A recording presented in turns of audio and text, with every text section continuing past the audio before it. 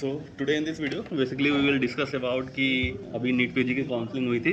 So most of the guys जो थे वो कॉलेज ले लिए हैं, फिर कॉलेज लेने के बाद मैसेज कर रहे हैं या फिर बहुत बहुत स्टेटस डालते रहते हैं बहुत ज़्यादा हेक्टिक है, अब क्या करें, छोड़ दें कि कंटिन्यू करें।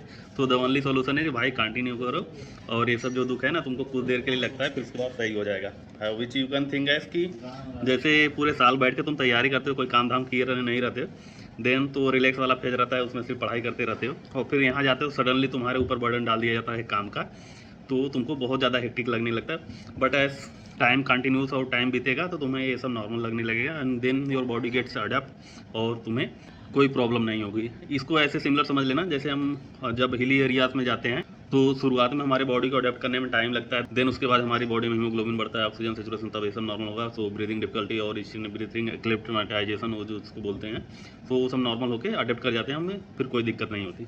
सो सिमिलर यही मेडिकल कॉलेज में भी होता है। और एक चीज़ मेडिकल कॉलेज में ये होता है कि जब तुम पीजी करने जाते हो तो तुमको ऐसा फॉरेन एजेंट की तरह बिहेव करते हैं, जैसे तुम्हारी बॉडी में कोई चीज़ डाल दिया जाए तो तुम्हारी बॉडी उसको फॉरेन एजेंट की तरह बिहेव करेगी और रिएक्शन शो करता है। ऐसे ये लोग भी तुमको नया समझ के तुम्हारे ऊपर थोड़ा अजीब तरीके से बिहेव करते हैं, जिसकी वजह से तुमको और ज़्यादा परेशान होने की ज़रूरत पड़ती है और परेशान होते हो। सो नेवर माइंड, इन सब चीज़ों को दरकिनार करते हुए बस सिंपल सा रखना कि ये कुछ टाइम का है, बस ये बीत जाएगा और अच्छा समय आएगा।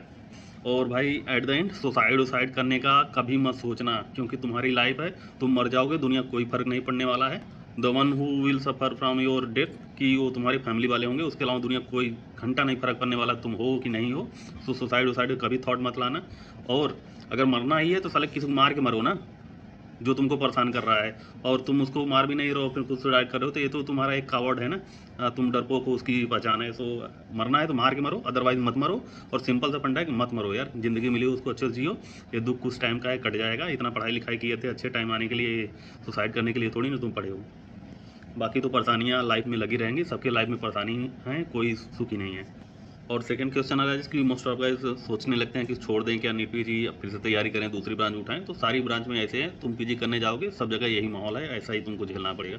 तो ब्रांच चेंज करने या तैयारी अच्छा करके और दूसरी ब्रांच ले लें तो उसमें स्ट्रगलिंग कम होगा, ऐसा कुछ भी नहीं है। तो दूसरी ब्रांच के बारे में मत सोचो, क्योंकि अगर तुम सीट छोड़ के जाते हो तैयारी करने तो नीट पीजी भी बाउंडेशन लगा दिया कि 1-2 साल शायद नीट पीजी तुम नहीं दे पाओगे, देन उसके साथ तुम्हें फिर से पढ़ना पड़ेगा। सो बहुत सारी प्रॉब्लम क्रिएट होंगी और तुमको और तुम्हारी फैमिली को भी साथ में स्ट्रगल करना पड़ेगा, मॉनेटरी प्रॉब्लम से लेके मेंटल प्रॉब्लम, बहुत सारे प्रॉब्लम होंगे। तो एट द एंड छोड़ने और सुसाइड के बारे में कभी नहीं सोचना है, बस कुछ टाइम है, ऐसे कट जाएगा और फिर इसके बाद अगले साल तुम्हारा जूनियर आएगा, देन इसके बाद सब beach and everything will be fine, और लाइफ चिल करो, एंजॉय करो, और कुछ नहीं। पढ़ाई वढ़ाई तो होती रहेगी, ये सब सेकेंडरी चीज़ है, पढ़ाई जो कि ह्यूमन ने बनाया है, मेन जिस मोटो से हम यहाँ पे आए हैं वो फुलफिल होना चाहिए। सो मकसद नहीं भूलना है, बस सिंपल लाइन में यही याद करना कि बस पास होकर निकलना है यहाँ से, डिग्री लेनी है और कुछ नहीं।